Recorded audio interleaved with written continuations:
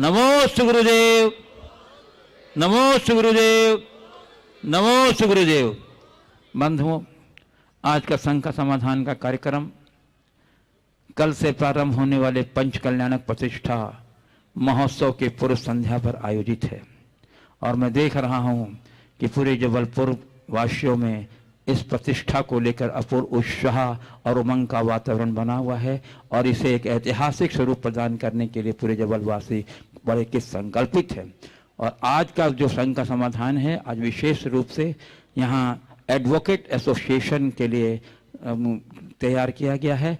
इसलिए आज के संघ का समाधान में मैं सर्वप्रथम एडवोकेट एसोसिएशन के सदस्यों को ही प्राथमिकता दूंगा, उसके बाद समय रहने पर मैं शेष लोगों को समय दूंगा। मैं सर्वप्रथम आमंत्रित कर रहा हूं श्री मनीष जी जैन एडवोकेट को, जो एसोसिएशन की तरफ से एसोसिएशन का परिचय भी प्रस्तुत करेंगे और अपनी जिज्ञासा भी रखेंगे। संक्षिप्त, बहुत संक्षिप्त। गुरुद्वय के चरणों में बारंबार नमोस्तु, माता जी के चरणों में वंदना। महाराज जी, मैं बहुत शॉर्ट में अपनी बात कहूँगा कि जैन एडवोकेट एसोसिएशन का जो गठन है वर्ष 2007 में पूज्य आचार्य श्री ज्ञान सागर महाराज जी की प्रेरणा से इसकी स्थापना हुई थी और निरंतर जो है हम इसमें अग्रसर हैं। सबसे बड़ी बात यह कि आज हमारे बीच में हमारी जो सर्वोच्च संस्था मध्य प्रदेश राज्य अधिवक्ता परिषद होती है, उसमें बड़ी मुश्किल से एक प्रतिनिधित्व मिलता रहा, जिसमें 56,000 अधिवक्ता अपने मताधिकार का प्रयोग करते थे। लेकिन इस बात बड़े हर्ष की बात है कि हमारे 4 जैन अधिवक्ताओं को मौका मिला और उससे ज्यादा भी हर्ष की बात यह है कि हमारे जैन अधिवक्ता को पहली बार अध्यक्ष बनने का मौका मिला, जिसमें एक महिला अधिवक्ता को भी प्रतिनिधित्व मिला। ये हमारे लिए बड़े गौरव का विषय है। उसके अलावा भी हमारे मध्य प्रदेश उच्च न्यायालय और जिला न्यायालय में भी अनेक बार अवसर मिला और इसी तरह हम लोग अग्रसर रहते। अब मेरी गुरुवर ये शंका है कि हम किसी पक्षकार की तरफ से उपस्थित होते जिसमें दीवानी भी रहता, अपराधी प्रकरण में रहता है, लेकिन चूंकि हम एक पोस्टमैन की तरह रहते हैं, क्योंकि निर्णय मुझे नहीं करना है, निर्णय उसको करना है, तो क्या मुझे उसमें किसी अपराधी की तरफ से पैरवी करने में कोई दोष लगता है? शंका समाधान करें। देखिए, आप लोग अधिवक्ता हो और आप सामने वाले की पैरवी करते हो और पैरवी करने का मतलब सीधा इतना है कि उसके पक्ष का समर्थन करते हो। अब आपको पता है कि ये आदमी हत्या करके आया है, आपको पता है कि इसने बलात्कार किया है, फिर भी आप अपनी दलीलों से उसे निर्दोष साबित करने का प्रयत्न कर रहे हैं। इसका मतलब सीधे सीधे पाप का खुल्लम खुल्ला समर्थन है। थोड़ा गंभीरता से सुनना, पहला ही सवाल आ गया है आप लोगों को, पर आप सब बुद्धिजीवी हैं, इस बात को समझेंगे। इसी तरह आपको पता है ये दस्तावेज फर्जी है, उसमें किसी निराश्रित विधवा की भी कोई संपत्ति है और आप अपनी दलीलों से उसे बेदखल करके फर्जी दस्तावेज वाले को स्वामित्व दिला रहे हैं। आप ही बता दीजिए, इसे हम पाप कहेंगे कि नहीं? बोलो। हमारा मैं आगे आ रहा हूं, दूसरा पहलू, घबराओ नहीं। इस बात को पाप कहा जाएगा कि नहीं? कोई भी कह देगा। तो फिर महाराज हम ये प्रोफेशन कैसे करें? यथार्थतः अधिवक्ता या वकालत न्याय दिलाने के लिए की जाती है और यदि आप न्याय दिलाने के लिए लड़ते हो, न्याय के प्रहरी होते हो, न्याय के पक्षकार बनते हो, तो मेरी राय में ये बहुत बड़ा धर्म है। सामने वाले को गलत सजा न मिले ये भी ठीक, और कोई अपराधी को सही दंड मिले, ये भी ठीक है। किसी की भूमि भवन आदि में कोई अवैध कब्जा कर रहा है और आप उसे जिता रहे हैं, आप उसके विरुद्ध लड़कर वास्तविक स्वामित्व वाले व्यक्ति को स्वामित्व दिला रहे हैं, तो ये पुण्य का कार्य हो रहा है। लेकिन मुझे पता है आज के संदर्भ में ऐसी वकालत करोगे तो मूंगफली खाकर बाथरूम में टाइम बिताना पड़ेगा, कोई क्लाइंट ही नहीं आएगा। ये विडंबना तो है। मैं एक स्थान पर था, एक योजना बनी समाज में क्षेत्र के विकास की, वहाँ बहुत लोगों ने दान देने की बात की और एक ऐसा व्यक्ति आकर के एक बड़ी राशि दान में बोला, जिससे मैं अपना कमंडल नहीं पकड़ाता था, क्योंकि उसकी सुबह की शुरुआत शराब से होती थी। था धार्मिक, लेकिन शराबी और आपराधिक प्रवृत्ति का व्यक्ति था। जब उसने अपनी दान राशि की बात की, बहुत पुरानी बात है 1992 की, उस समय उसने 1,11,000 बोला था, जब बाकी लोग 25-25 हज़ार दे रहे थे। मैंने कहा भैया तेरी दान राशि लेने के पहले मैं सोचूंगा, समाज से बात करना पड़ेगा। वहाँ पर एक वकील साहब थे, उन्होंने कहा महाराज इनका पैसा लेना चाहिए। वहाँ के प्रमुख व्यक्ति थे वकील साहब, उन्होंने कहा महाराज इनका पैसा लेना चाहिए, इनके पैसे और हमारे पैसे में अंतर कहाँ है, ये अपराध करते और हम इन्हें छुड़ाते हैं। बात समझ में आ रही है? तो कहने का तात्पर्य ये है कि ये सवाल पूरे के पूरे वकालत के प्रोफेशन से जुड़े हुए लोगों के मन में होना चाहिए। दूसरा पहलू बहुत कठिन है कि जो गांधी जी कर गए, उन्होंने अपनी बैरिस्टरी में भी सत्य का ही प्रयोग किया। आज वो चीज़ नहीं है, तो फिर आप मुझसे पूछो महाराज वकालत करे कि नहीं करे, तो मैं ये कहूँगा इतना समझ के करो कि इस वकालत में हम अपने साथ पापार्जन भी कर रहे हैं, और इस पाप को गलाने के लिए जो संभव प्रयास है करते चलो, तब ठीक। श्री प्रवीण जैन एडवोकेट बरेला, और उसके बाद तैयार रहेंगे श्री एडवोकेट आकाश सिंघई। मुनिदय गुरुवर के चरणों में मनोवचन काय से नमोस्तु, आर्य संघ के चरणों में वंदनामि। गुरुदेव, एक छोटी सी जिज्ञासा का समाधान चाहता हूं। अनादि निधन का अर्थ हम लोगों ने जो समझ में आया है, जिसका ना आदि है ना अंत है, वो अनादि निधन। तो यदि सृष्टि अनादि निधन है, तो हमारे कर्मोदय में आते हैं, उनका निर्जरा होती है, तो उनका न्यायाधीश कौन होता है? बहुत अच्छा सवाल है। निश्चित ये सृष्टि शाश्वत है, अनादि अनिधन है, और जब से सृष्टि है तब से जीव है, और जब से जीव है तब से उसका कर्म। कर्म बंध की प्रक्रिया को थोड़ा संक्षेप में समझ लें, ताकि आपके प्रश्न का उत्तर आपको मिल सके।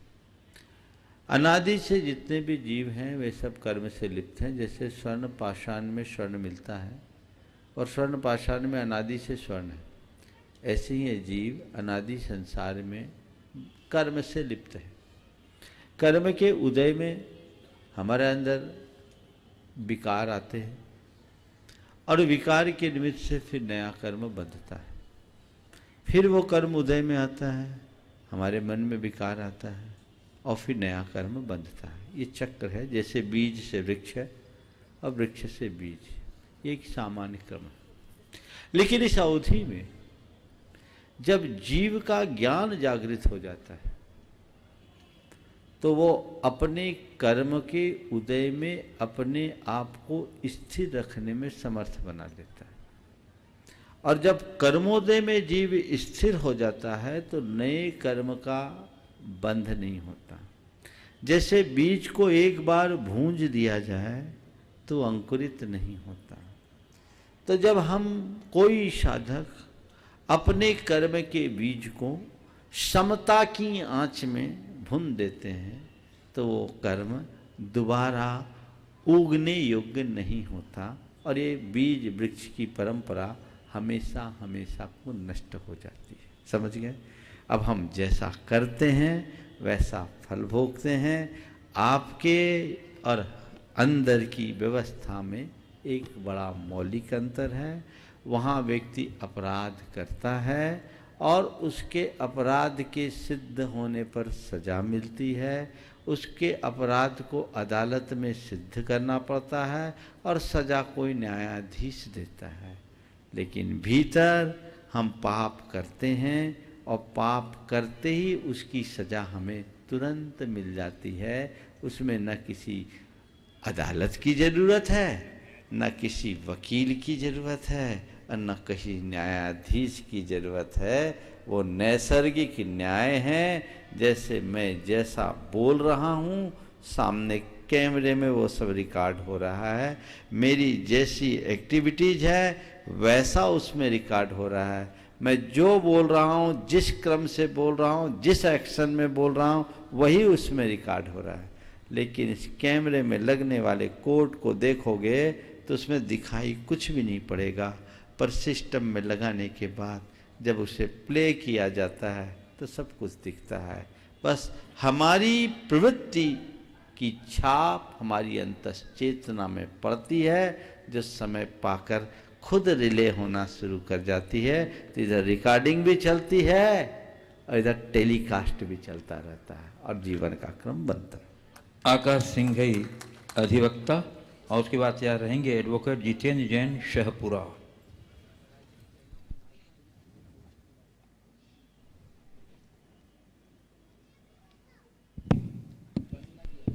महाराज जी के चरणों में नमोस्तु नमोस्तु नमोस्तु। महाराज जी आपके आशीर्वाद से अभी कुछ दिन पूर्व ही मुझे मध्य प्रदेश उच्च न्यायालय में मध्य प्रदेश सरकार द्वारा पैनल लॉयर नियुक्त किया गया है। महाराज श्री मेरी शंका ये है कि अच्छी समाज तभी बनेगी जब हम अन्याय के खिलाफ विरोध करने लगेंगे। महाराज श्री, हम अन्याय के खिलाफ किस प्रकार से विरोध करें कि अहिंसा भी ना हो और महाराज श्री हिंसा भी ना हो और हमें प्रॉपर उसका वो भी मिले। देखिए, अन्याय के खिलाफ कौन लड़ सकता है? जिसकी न्याय में निष्ठा हो। हम अपनी निष्ठा की जड़ को तो पहले टटोले। बातें तो लोग बड़ी बड़ी कर लेते हैं, जड़ें कमजोर होती है।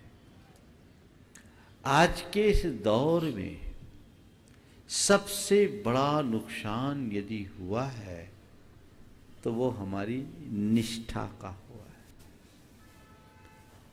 हम एक तरफ कहते हैं अन्याय नहीं होना चाहिए, पर दूसरी तरफ तुरंत कॉम्प्रोमाइज कर लेते भी, क्या इसके बिना काम नहीं चलेगा। न्याय निष्ठ बने बिना अन्याय से लड़ाई नहीं हो सकती। समझ गए? अन्यायी से लड़ सकते हो, अन्याय से लड़ने के लिए न्याय निष्ठ होना जरूरी है। एडवोकेट जितेंद्र जैन शहपुरा और उसके बाद तैयार रहेंगे एडवोकेट श्री प्रदीप जैन एडवोकेट। महाराज श्री के चरणों में त्रिवार नमोस्तु। माता श्री के चरणों में बंदामी बंदामी बंदामी। महाराज श्री, शंकाएं तो बहुत हैं, पर इस शंका समाधान कार्यक्रम का जो टाइटल है शंका समाधान, महाराज श्री ये शंका क्यों, शंका होती क्यों है और शंका हमारे ऊपर भी लोग करें या हम शंका दूसरों पर करें, ऐसा क्यों होता है? इसका कुछ समाधान करें। देखिए, शंका पर शंका आपने की,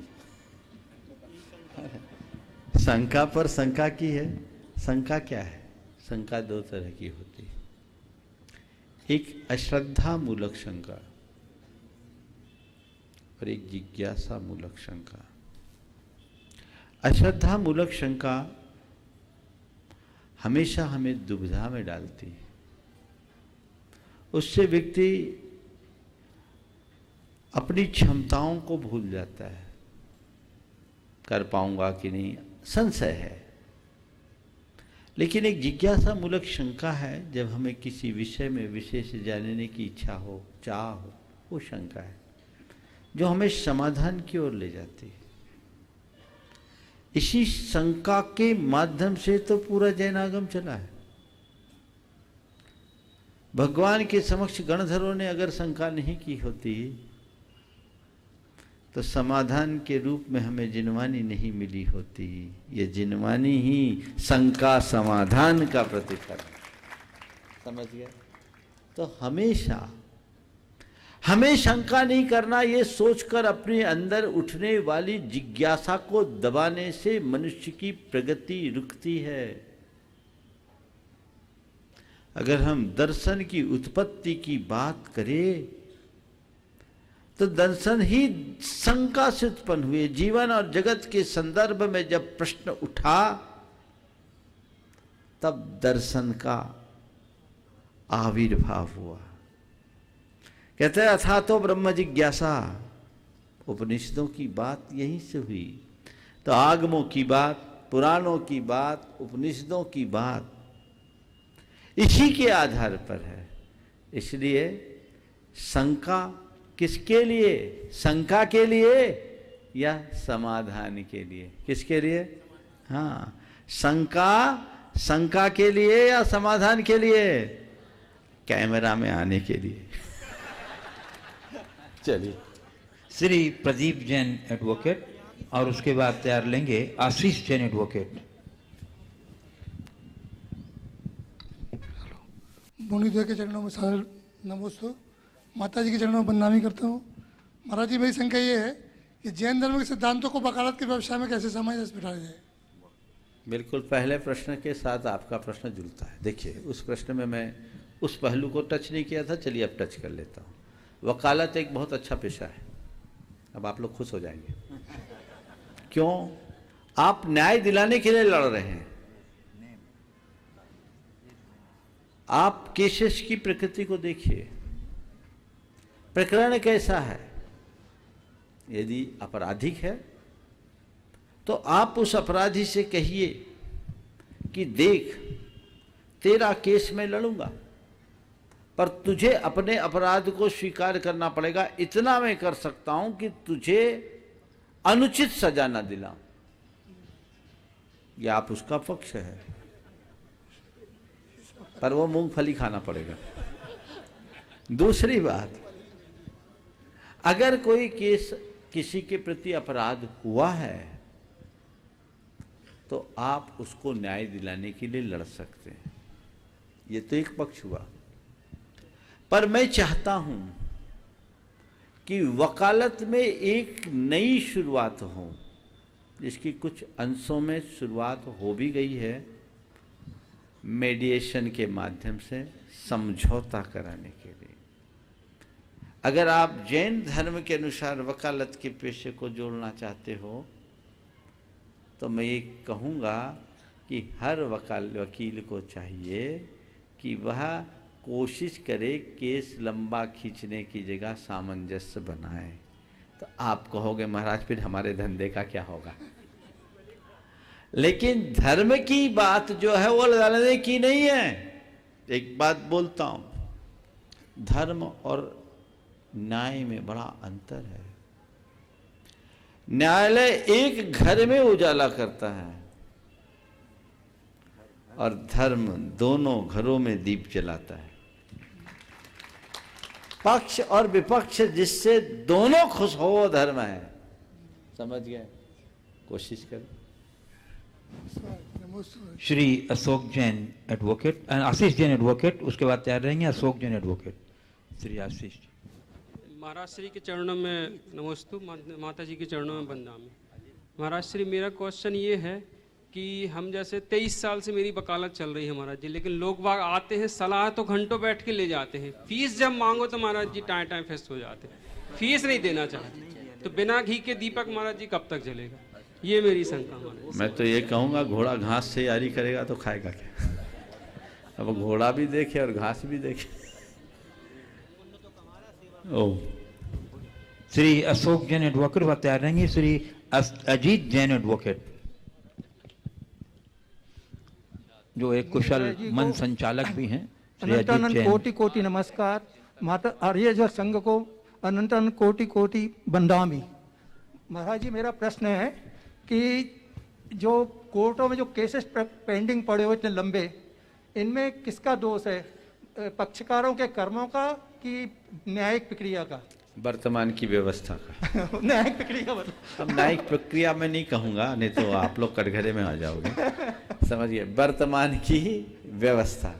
श्री अजीत जैन एडवोकेट, जो एक बड़े कुशल मंच संचालक भी हैं, विद्वान भी हैं और और कवि भी हैं और जबलपुर के एक नामी जानी निधि भी हैं।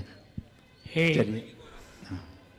परम अस्तित्व की अस्मिता में शंका समाधान के प्रवाह को प्रभावित करने वाले महामुनिराज, आपके चरणों में अपनी ओर से, इन प्यासे नर नारियों की ओर से त्योहार नमोस्तु अर्पित करता हूँ। गुरुवर, 2 प्रश्न जरूर ख्याल में आते हैं।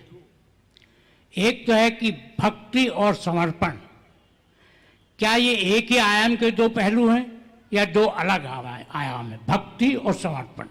और इसी कुटुंब का एक प्रश्न है, भक्त और शिष्य, ये भी एक ही आयाम के 2 पहलू हैं या 2 अलग है? कृपया विवेचना करके हमें अनुग्रहित करने की कृपा कीजिएगा। बहुत सुंदर। भक्ति और समर्पण में क्या अंतर है? भक्ति एक प्रवाह है और समर्पण उसका विस्तार। भक्ति एक प्रवाह है, समर्पण उसका विस्तार। हृदय की गंगोत्री से गंगा का बहना भक्ति, और उसका जाकर गंगा सागर बन जाना समर्पण है। भक्ति की चरम अवस्था में समर्पण होता है। भक्ति केवल भाव विशुद्धि युक्त अनुराग है, लेकिन समर्पण उस अनुराग का महाप्रवाह। इसी तरह भक्त और शिष्य में बड़ा अंतर है। भक्त वो है जो पूजा करता है, और शिष्य वो है जो अनुगमन करता है। पूजा करने वाले में और अनुगमन करने वालों में बड़ा अंतर है। आज पूजने वाले भक्त बहुत मिलेंगे, पर अनुगमन करके चलने वाले शिष्य अल्प मिलेंगे। भक्त के हृदय में भक्ति है, पर शिष्य के हृदय में समर्पण। आगे आमंत्रित कर रहा हूँ श्री अजीत जैन का। सचिन जैन, शासकीय पैनल अधिवक्ता मध्य प्रदेश न्यायालय। सचिन जैन। नमोस्तु गुरुवर, वंदामी माता जी। महाराज जी, न्याय के विषय में मैंने एक अमेरिकी लेखक का ऑर्सन वेलिस का एक कोट पढ़ा था, जिसका हिंदी अनुवाद है कि न्याय किसी को नहीं मिलता, जो मिलता है वो है अच्छा या बुरा भाग्य। महाराज जी, जैन सिद्धांत के अनुसार भी पुण्य कर्म और पाप कर्म का फल मिलता है। और मैंने अभी अपने छोटे से वकालत 8 वर्ष के कार्यकाल में ये देखा है कि कभी कभार ऐसा होता है कि पक्षकार का केस बहुत स्ट्रांग होता है, तो और हम उसमें बहुत मेहनत करते हैं, उसके बाद भी अच्छे रिजल्ट नहीं आते, और कभी कभी हम मेहनत कम करते हैं और का केस कमज़ोर होता है और अच्छे रिजल्ट आते हैं। तो ऐसी स्थिति में हमारे पुरुषार्थ और हमारी योग्यता का क्या औचित्य है? मैं आपसे सवाल करता हूँ, 8-10 साल से तो वकालत कर ही रहे होंगे। जी जी। आप इस कोर्ट से सहमत हो क्या? न्याय किसी को नहीं मिलता, मिलता है हर किसी को उसका भाग्य। आप इससे कितने प्रतिशत सहमत हो? यहाँ उपस्थित सभी अधिवक्ताओं से पूछता हूँ, आप लोग कितने प्रतिशत सहमत हो? हाँ, 90% सहमत हो? तो फिर आप लोग क्या करते हो? हाँ महाराज जी, यही प्रश्न है कि हमारा फिर औचित्य बता क्या रहा है? हूं। देखिए,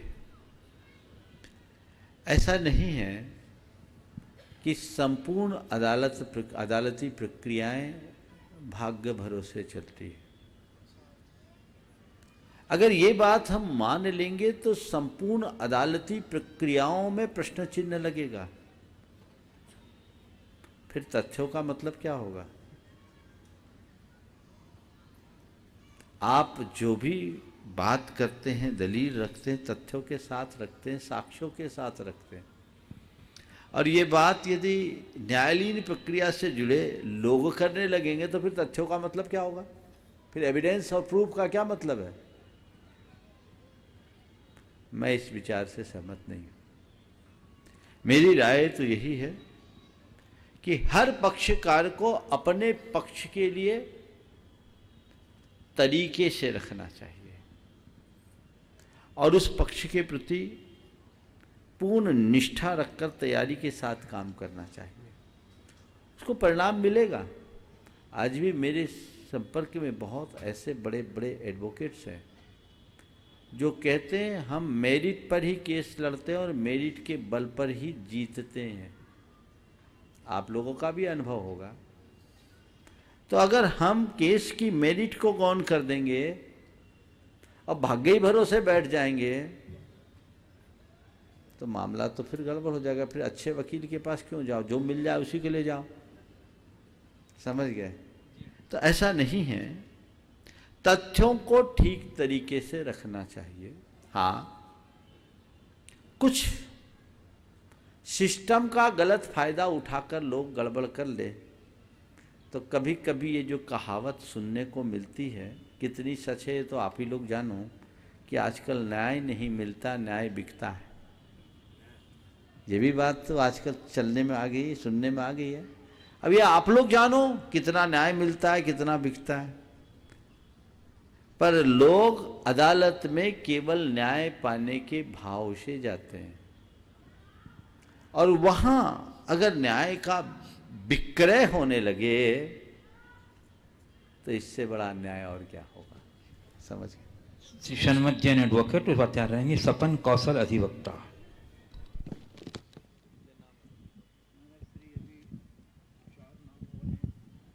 महाराज द्वय के चरणों में नमोस्तु, माता जी के चरणों में बंदामी। महाराज जी, मेरी जिज्ञासा ये है कि एक बैरिस्टर चंपक राय जी हुए हैं जिन्होंने एक जैन कानून नाम की किताब लिखी थी, परंतु ना तो ऐसा कोई जैन कानून भारतीय संविधान में है ना कोई न्याय में है, मतलब प्रोसीजर में है। तो इसके में और काफ़ी समय 50 साल से ऊपर उस किताब को लिखे हो गया, तो क्या उस पर प्रयास किया जाना चाहिए कि ऐसा कोई कानून बने? मैं तो चाहता हूँ वन नेशन वन लॉ की बात को हम लोगों को अपनाना चाहिए। ये सब बातें अप्रासंगिक हो गई। ये दो लॉ की बात ही नहीं होनी चाहिए। जैनियों को तो राष्ट्रवाद की बात सोचना चाहिए और जैनियों ने सदैव राष्ट्रवाद का समर्थन किया। नमस्ते। सपन कौशल अधिवक्ता। और उसके बाद थोड़ा मैं लीक से हट करके आमंत्रित करूंगा शैलेश नेमा आर्किटेक्ट। परम गुरुवर के चरणों में बारंबार नमोस्तु, बदनामी माता जी। महाराज जी, मेरी जिज्ञासा ये है कि पाप पुण्य धर्म अधर्म एक जीवन के पहलू बन चुके हैं। कई बार अनजाने में ऐसी हो जाती कि पंच इंद्रिय जीव को गोर चटी या उसकी मृत्यु, पंच इंद्रिय जीव को, उसमें जीव जंतु भी आते हैं, कि उनको गोर सटी पहुंच जाती है, मृत्यु भी हो जाती है, उनको चोट पहुंच जाती है, मर भी जाते हैं। तो उसमें क्या हम हमको पाप पड़ता है और पाप पड़ता है उसका समाधान कैसे किया जाए कि हम पाप को कम कर सकें? प्रवृत्ति में यथासंभव सावधानी रखो। पाप तो लगता है, आप जितनी प्रवृत्ति करोगे उतना पाप होगा। इसलिए हमें अपनी प्रवृत्ति में सतत सावधानी रख करके चलना चाहिए। श्री शैलेश नेमा आर्किटेक्ट। उसके बाद तैयार रहेंगे श्री धन्य कुमार जैन एडवोकेट। गुरुजी के चरणों में नमस्तु। मेरा प्रश्न ये है कि हम लोग मंदिरों का जब भी निर्माण होता है, हमें बुलाया जाता है, तो कई बार हमें ऐसा लगता है कि इसके अंदर का जो शास्त्र है, जो मंदिर का वास्तु है, कई बार उसका हमको पूरा ज्ञान नहीं होता। उसके बावजूद भी हमसे जो बन पड़ता है वो करते हैं। तो ऐसी अवस्था में कुछ हमसे यदि गलतियां हो जाती हैं तो उसके लिए हमें क्या करना चाहिए? ये काम हमको करना चाहिए या? बहुत अच्छा सवाल आपने किया। देखिए, दो सलाह है। आप लोग अच्छे आर्किटेक्ट हैं और यहाँ के क्षेत्र के विकास में आपका अच्छा योगदान भी है। आपकी प्रशंसा यहाँ की कमेटी ने मेरे सामने अनेक बार की। निश्चित जैन न होने के बाद भी इतनी निष्ठापूर्वक आप क्षेत्र की और मंदिर की सेवा कर रहे हैं, ये बहुत ही प्रशंसनीय और ये आपके जीवन के गौरव को बढ़ाने वाला है। आपने जो सवाल किया कि जिन बातों का हमें ज्ञान नहीं, त्रुटि रह जाए तो उसका हमें दोष तो नहीं लगता, इससे बचने के लिए क्या करें? 2 उपाय है। पहला काम तो ये, हमारे पास प्रतिभा है, जब हम इंजीनियरिंग कर सकते हैं तो हम अपने प्राचीन आचार्यों के कुछ ग्रंथों को क्यों नहीं पढ़ सकते? मैं सलाह दूंगा कि आप कुछ पढ़ना शुरू कीजिए। मूल रूप से 4-5 ग्रंथों को पढ़ लीजिए। सम्रांगन सूत्रधार, प्रसाद मंडन, शिल्प रत्नाकर, वास्तुसार प्रकरण, समझिए, और क्षीरार्णव। ये हमारे प्राचीन वास्तु के महत्वपूर्ण ग्रंथ है। इनको यदि आपने पढ़ लिया और इसको आज की भाषावली से जोड़ दिया, भाषा की थोड़ी कठिनाई आएगी लेकिन सब बहुत अच्छे से संपादित हो गए, तो आपके साथ एक अच्छाई और जुड़ेगी जिसे हम सोने में सुगंध की बात कर सकते हैं। और जब तक ऐसा संभव नहीं है तो आजकल तो जितने भी आर्किटेक्ट्स होते हैं वो अकेले काम नहीं करते, सब बहुत लोगों को एसोसिएट करके रखते हैं, आपने भी कर रखा होगा। तो अपने साथ किसी ऐसे व्यक्ति को एसोसिएट कीजिए जिसके अंदर वास्तु का वास्तविक ज्ञान हो, पल्लवग्राही पांडित्य नहीं। और जो भी वास्तु के लिए आता है ना, हम वास्तु कंसल्टेंट है, उससे 10-5 वास्तु के ग्रंथों का नाम पूछ लो तो समझ में आ जाएगा वो कितना वास्तु वाला, उसकी वास्तविकता को पहले पहचान। ये वास्तुविद वास्तुविद वास्तुविद ऐसे बहुत वास्तुविद घूम रहे हैं देश में जिनको ग्रंथों के नाम ही पता नहीं। 2-4 पुस्तकें पढ़ करके वे लोगों को सलाह देने लगे हैं, समझ गए। आजकल कुछ लोग ऐसा कोर्स भी कराने लगे हैं। जड़ मूल जो हमारी सांस्कृतिक पहचान है उनको हम देखेंगे, उसको लेकर के चलेंगे, तभी हम सच्चे अर्थों में अपने स्थापत्य को, शिल्प को सुरक्षित रखते हुए संस्कृति को आगे बढ़ा सकेंगे। यथासंभव वास्तु का ध्यान रखना जरूरी है। श्री धन्य कुमार जी जैन एडवोकेट। और उसके बाद गुरुदेव मैं आपकी अनुमति से कुछ अलग हट के चलना चाहूँगा। पहले अमित बोलेंगे। हाँ, कल के कार्यक्रम के, परसों के कार्यक्रम के अमित को बुला लो। अब भैया संक्षेप में बोलो। तुम 3 दिन का कार्यक्रम, पहले अमित को बोलो। नमस्ते महाराज जी। मेरा महाराज जी, हाँ बोलिए। नमस्ते महाराज जी। मेरा स्वभाव शुरू से उग्र था, तो कई व्यापार में मैं घाटा हुआ, कई नौकरी छोड़ना पड़ी, बड़ी मजबूरी से मैं वकालत के व्यवसाय में आया महाराज जी।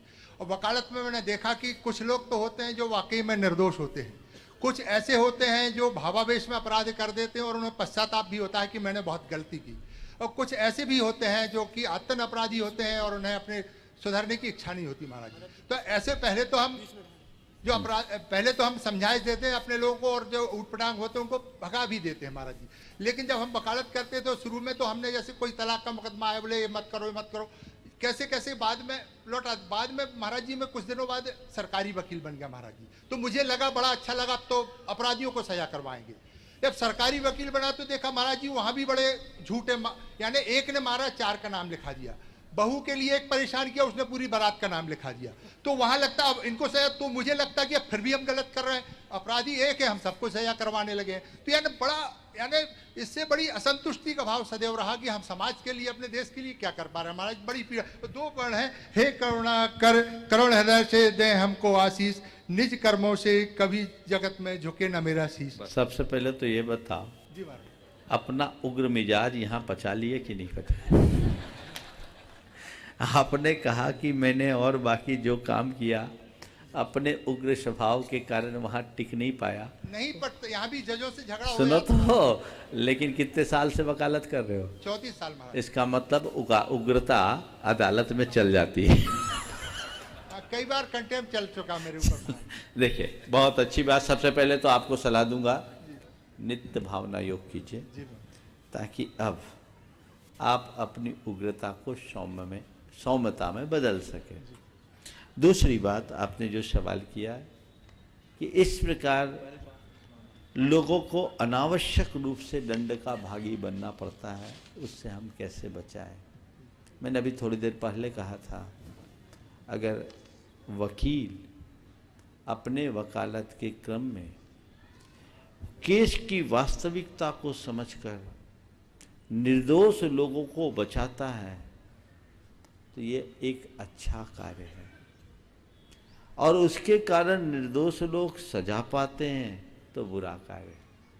अब हमें तय करना है कि हम वकालत कैसे करें, पर बात वहीं आएगी, मूंगफली खाना पड़ेगा। सिस्टम ऐसा बन गया है ना, लेकिन मुझे ऐसा नहीं लगता कि ऐसा नहीं हो सकता।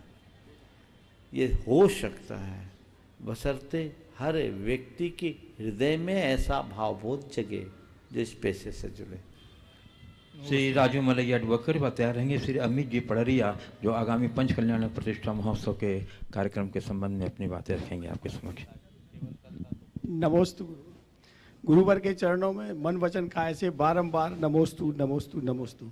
विराजमान माता जी संग बंदावी बंदावी बंदावी। गुरुवर, हम अधिवक्ता लोग अपना वकालत पेशा में पूरा पक्षकार के लिए केस में शुरू से लेके आखिरी तक मदद करते हैं, विजय भी दिलाते हैं, लेकिन जब हमारे पैसे की बात आती है तो पक्षकार वहाँ विकल्प लाता है, और वो विकल्प से जब पैसा हम लोगों के पास आता है तो हम लोगों के मन में ही विकल्प आता है। इसका निराकरण बताएं गुरुवर। एक बात बोलूं, मैंने बचपन में एक कहावत सुनी थी, थोड़ा सा आप लोगों को शायद अच्छा न लगे, फिर भी मैं बोलता हूँ। हमसे कहा गया, वकील, डॉक्टर और पुलिस, इन तीनों के पास हाय का पैसा होता है। दोहरा रहा हूं मैं, एक बुजुर्ग ये बोला करते थे, वकील, डॉक्टर और पुलिस, इन तीनों के पास हाय का पैसा होता है। क्यों? इनके पास कोई जाना नहीं चाहता, जाना पड़ता है, मजबूरी में उन्हें देना पड़ता है, तो निश्चित वो तो होगा ही। अब ये चूंकि आप तो नीचे की अदालतों में हैं, अगर ऊपरी अदालतों में जाओ तो वहाँ तो पूरा सिस्टम ही अलग है। वहाँ तो पहले चेक लेते हैं फिर खड़े होते हैं। आपको यहाँ 2, 5, 10 हज़ार की फीस देने में लोगों को तकलीफ होती है, और सुप्रीम कोर्ट में जाओ तो वकील को खड़ा करने के लिए 2 लाख की फीस भी देने में उनको कुछ नहीं सोचना पड़ता। वहाँ पूरा सिस्टम प्रोफेशनल है। यहाँ आप उस तरीके से प्रोफेशनल नहीं बन पाए, तो ये सिस्टम का प्रभाव है। लेकिन ये बात सही है कि ये जो भी क्षेत्र हैं, तीनों क्षेत्र जिनकी मैं चर्चा की, वहाँ लोगों को मजबूरी में जाना पड़ता है। भावना भरता हूँ कि हे भगवान, सबके हृदय में ऐसी सन्मति हो कि कोर्ट कचहरी का चक्कर ही न पड़े। समझ गए? आप कहोगे महाराज हम लोगों का क्या होगा? चिंता मत करो, संसार में बहुत विकल्प है। चलिए श्री अजित पड़रिया जो अमित पड़रिया जो आगामी पंच कल्याण के कार्यक्रम का प्रस्तुत करेंगे, और उसके बाद तैयार रहेंगी गढ़ा महिला मंडल जबलपुर। और आप आज आपने अजित जी कहा तो गलत नहीं कहा, क्योंकि इस जबलपुर में संचालन की पहचान अजित जी एडवोकेट के ही कारण है। एक बार उनके सम्मान में जोरदार तालियां बजा दें। हम सारे लोग चर्चा कर रहे हैं कि 14 तारीख से 19 तारीख तक पंच कल्याणक महोत्सव बड़े ऐतिहासिक रूप में संस्कार धानी में संपन्न होने जा रहा है। अभी तक हम ये मान करके चल रहे थे कि इस पंच कल्याणक महोत्सव में हम 5 कल्याणक देखेंगे, लेकिन पूज्य मुनिवर श्री प्रमाण सागर जी और मुनिद्वय और आर्यका संघ का ऐसा आशीर्वाद हम सबको मिला है कि अब हम अभी किसी बालक के जन्म के संस्कार भी यहाँ पर देखेंगे, और हम गर्भ के संस्कार भी यहाँ देखेंगे। अभी तक तो हम बात कर रहे थे कि परमात्मा तक की यात्रा के साक्षी हमें बनना है। एक प्रतिमा में कैसे संस्कार गढ़े जाते हैं वो देखने। लेकिन अगर किसी आने वाले जीव में, जीवंत आदमी में कैसे हम संस्कारों का बीजारोपण उनके बचपन में कर सकें, अगर ये कहीं सीखना है तब 2 तिथियां हम सबको याद रखनी होगी, जिन तिथियों की घोषणा पूज्य मुनिषी के आशीर्वाद से हुई है। पहली तिथि होगी 15 तारीख की तिथि। 15 तारीख को प्रातः काल आप सभी लोग 6:30 बजे से 7:30 बजे तक इस प्रांगण में उपस्थित होंगे, जहां मुनिश्री भावना योग का प्रशिक्षण आप सभी को देंगे। अब मध्याह्न के समय का वो कार्यक्रम आप सभी लोग बड़े गौर से सुन लें। 15 तारीख की तिथि में जो कुछ होने वाला है, पूज्य मुनिश्री के सानिध्य में मुझे जहां तक जानकारी है, पहली बार ऐसा अनूठा आयोजन होने जा रहा है। दिन तो गर्भ कल्याणक का होगा, लेकिन मुनिश्री ने ऐसा शुभाशीष इस पूरे भारतवर्ष के लिए प्रदान कर दिया कि अब 15 तारीख को गर्भ के संस्कार की प्रक्रिया उन लोगों के लिए होंगे जो महिलाएं अपने शिशुओं को जन्म देने वाली हैं, उनके बच्चों को गर्भ में ही संस्कार दे दिए जाएंगे।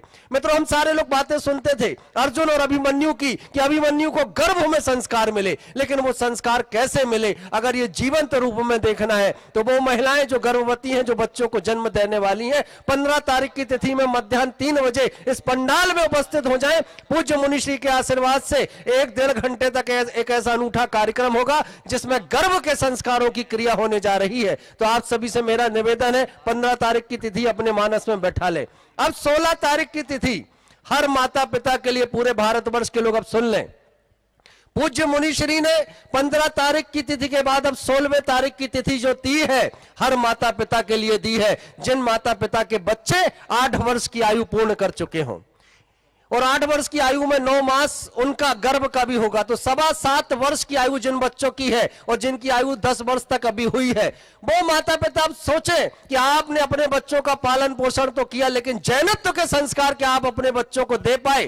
क्या आपने वो विधि शास्त्रों की अपनाई कि हमारा बालक 8 वर्ष की आयु का हो और हम भगवान जिनेंद्र का अभिषेक करके उसे जैन बनाए? मुनिश्री ने इस ओर हम सबका ध्यान आकर्षित किया और अब 16 तारीख की तिथि में जैन संस्कार महोत्सव पूज्य मुनिश्री के सानिध्य में होने जा रहा है। आपके बच्चे यहां पर होंगे और जब मुनिश्री उन्हें संस्कारित करेंगे और उसके बाद जब आपके छोटे छोटे बालक धोती दुपट्टे पहन करके और मुकुट लगा करके जीवन में पहली बार भगवान जिनेंद्र का जन्माभिषेक करेंगे, तो देख करके हर माँ बाप हर्षित होंगे और माँ बाप अपने कर्तव्य को पूर्ण करेंगे कि आज से मैंने अपने बच्चे को जैन कुल में सही तरीके से प्रवेश दिला दिया, आज से उसे सही जैन श्रावक बना दिया।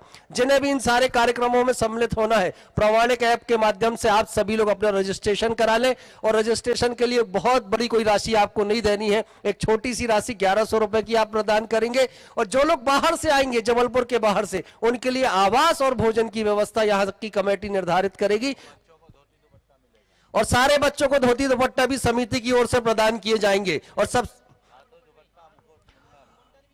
हाँ, और महाराज श्री ने संकेत कर दिया जो बच्चे आपके आएंगे ना, वो जैन विधि अपनाई जाएगी जो शास्त्रों के अनुसार होगी, शास्त्र सम्मत होगी। आपके बच्चे धोती दुपट्टे और मुकुट पहनेंगे, ये सब कुछ समिति देगी। साथ ही साथ उन नन्हे मुन्ने बालकों का जब मुंडन होगा और मुंडन करने के बाद जब इस पंडाल में हजारों की संख्या में वो बच्चे होंगे, तो अद्भुत महोत्सव जैसा कार्यक्रम होगा और हर घर अब पवित्र होने जा रहा है, क्योंकि वास्तविक रूप में अब आपके बच्चे जैन संस्कारों से अभिषिक्त होंगे। आप सभी लोग प्रामाणिक एक पर अपना सभी का रजिस्ट्रेशन अवश्य करा लें। अब मैं आमंत्रित कर रहा हूँ बाल ब्रह्मचारी अभय भैया आदित्य, जिनके प्रतिष्ठाचार्यत्व में आगामी पंच कल्याण प्रसाद संपन्न होगा। एक बार जोरदार करताल ध्वनि से हमारे भैया जी का अभिनंदन कर दीजिए बंधु। और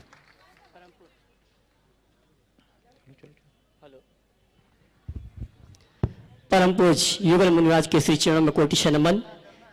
आरिका संघ के श्री चरणों में बंदावी वंदो। कल प्रातः काल की वेला में जिन दर्शन दिवस के पावन अक्षर पर 14 जनवरी से 19 जनवरी तक ऐतिहासिक अद्भुत अकल्पनीय प्रभावना के साथ पंचकर्ण प्रतिष्ठा महोत्सव का कार्यक्रम प्रारंभ हो रहा है।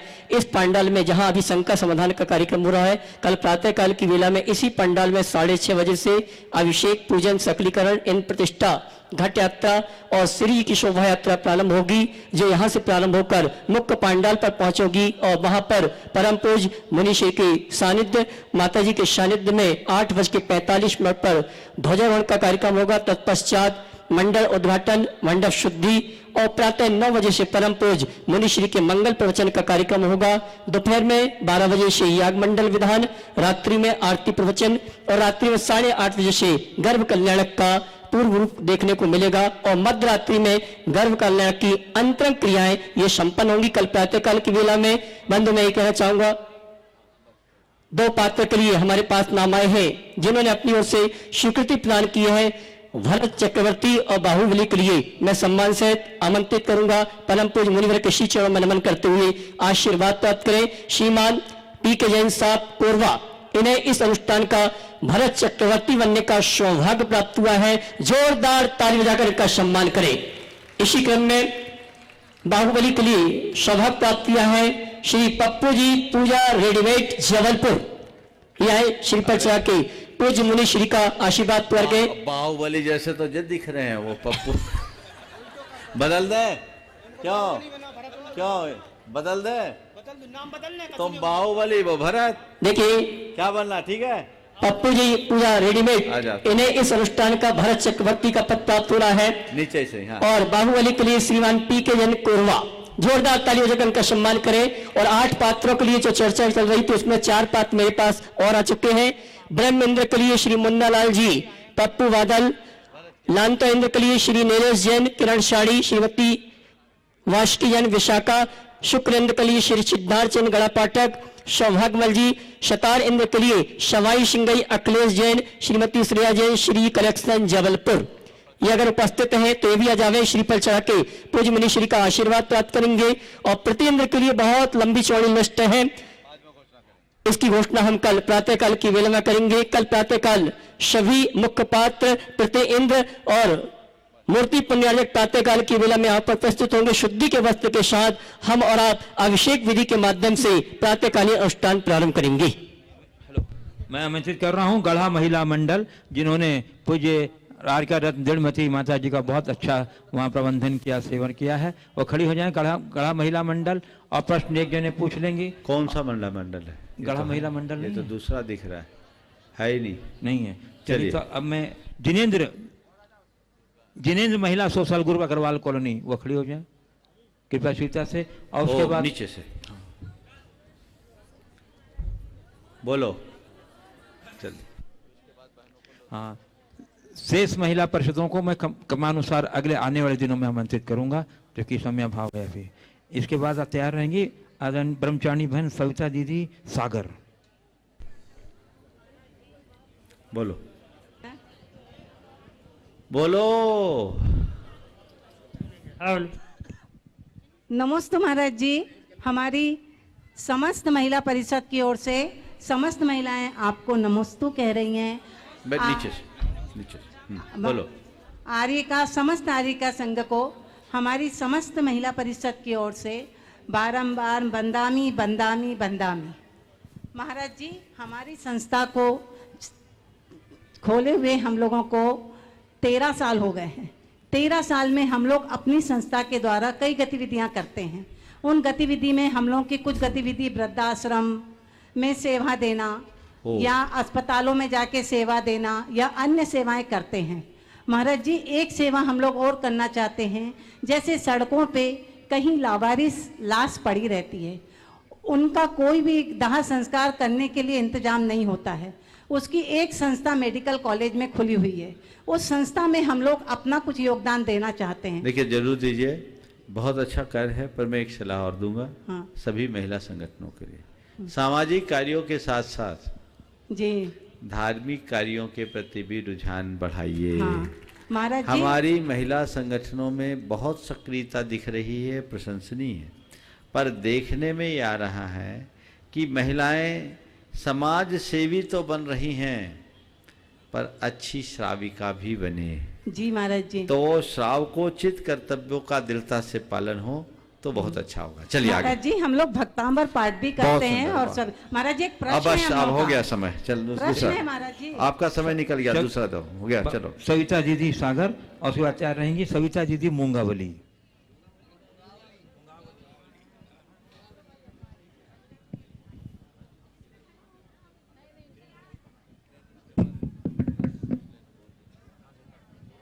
बोलो जल्दी।